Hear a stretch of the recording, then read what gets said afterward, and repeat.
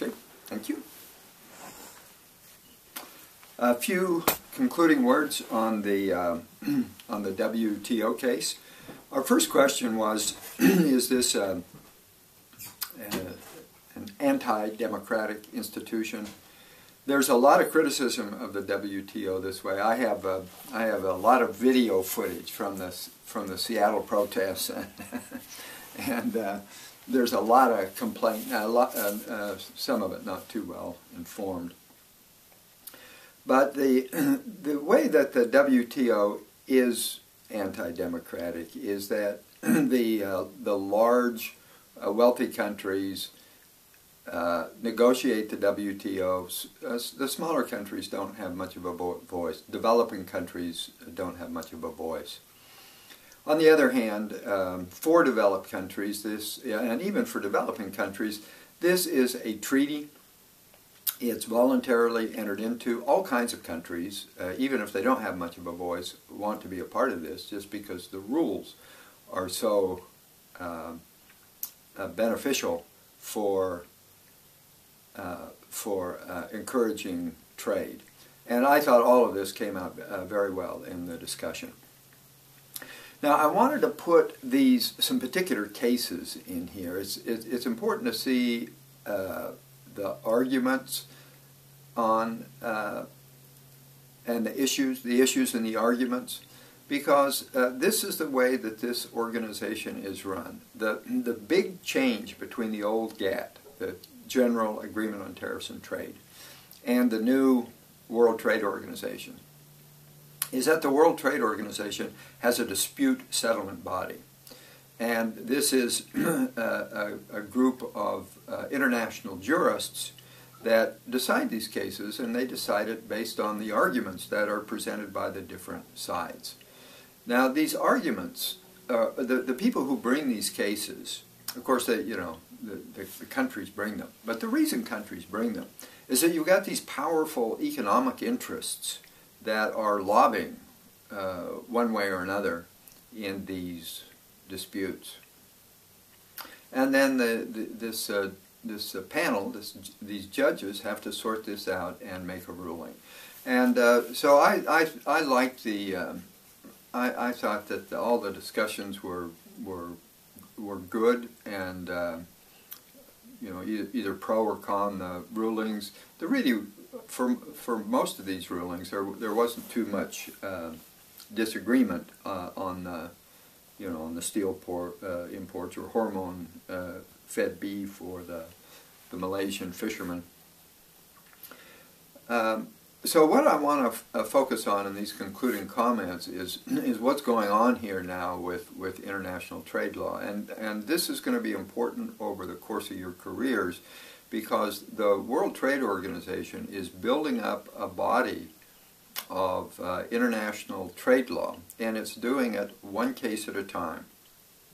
This is very similar to American and British law, what's called the common law, and it's also similar to what preceded the common law, and that was merchant law in early medieval Europe.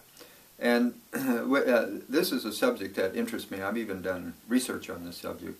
And the part of it that interests me, both the WTO and the old merchant law, is that these are rulings, but so a judge issues a ruling, but there's no police power, there's no army, there's no police force to back up those rulings. So what gives the rulings their force?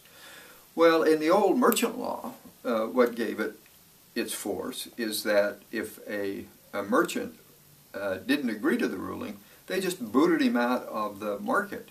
So these were cases that were brought by merchants at these big fairs, these big medieval fairs. And if you were a merchant that didn't abide by one of the rules, then you just couldn't go to the fair. Well, this hurts your income, so it gives you a big incentive to abide by the ruling. Now here, in the WTO, the way they give these rulings force, without, they don't have their own army. So the way they give these force is through fines or these countermeasures that they enable the countries to adopt. And you can see that to a large extent they work. So that the U.S., once the WTO rules against it on steel tariffs, that the U.S. enters into negotiations to try to soothe over the hurt feelings of, or to try to lessen the economic impact that this is going to have on U.S. firms. And so they, even big powerful countries like the U.S. or European countries, adhere to these rules, at least to some extent. Now we see the beef case is interesting because it doesn't matter. Europe just isn't adhering to this. They won't abide by the ruling.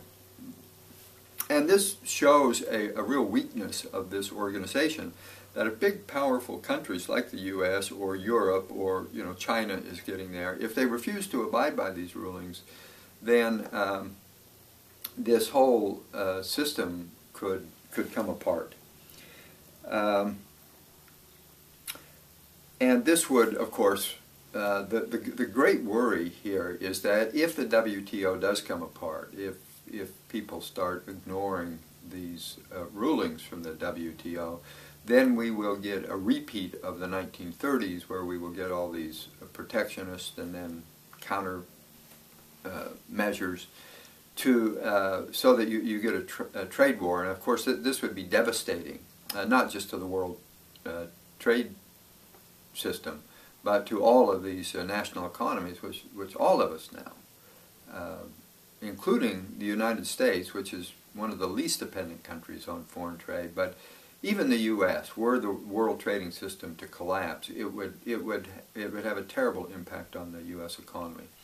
So the lesson that I hope you take away from this case is to pay attention to these DSB rulings, these dispute settlement body rulings, because these rulings are going to affect the international trading system, and they're going to determine the rules that you as executives are going to be following over the course of the next 20 or 30 years.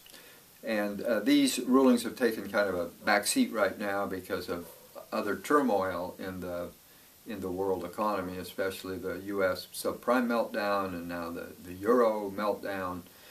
But over the long haul, these rulings are going to be as important, more important, I would argue, than these crises, which they drag out for a few years, but really in the long scheme of things, they're temporary.